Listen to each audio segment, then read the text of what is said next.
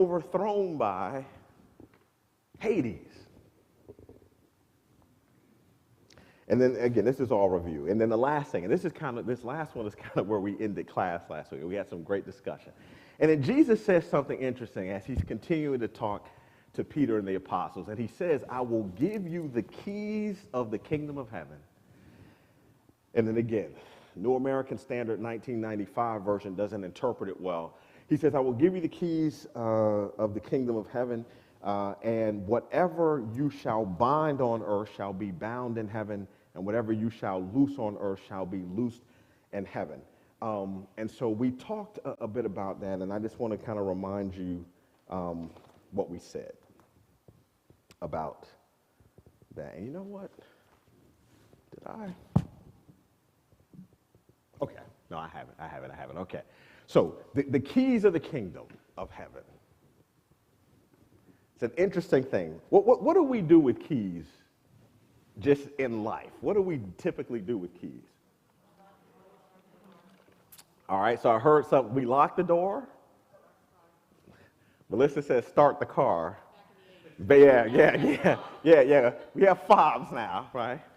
But we typically with keys, what do we do with them? We lock doors and we unlock doors, right? So interesting, but I believe that this is kind of what Jesus is talking about when he says, I give you the keys of the kingdom of heaven. I wanted to start with the keys. We'll talk about the binding and loosing in a minute. I think that we see something here. This is an important statement. This idea where he tells Peter, you know what, I'm giving you, well, he's telling the apostles, I give you the keys to the kingdom. Here, I believe this is a reference to the authority to open the door of opportunity of salvation to people.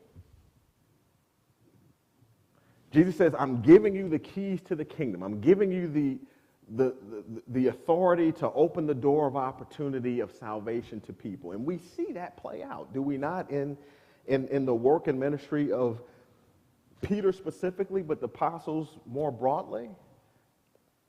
It's interesting. When you look at how salvation, how God's plan of salvation rolled out, where's the first place? When the church has now been built.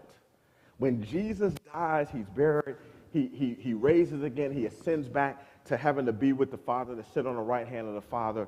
Then when do we see the church beginning? Where do we read about that? Acts chapter 2, right? We commonly refer to the day of Pentecost, right? And when that happened, and the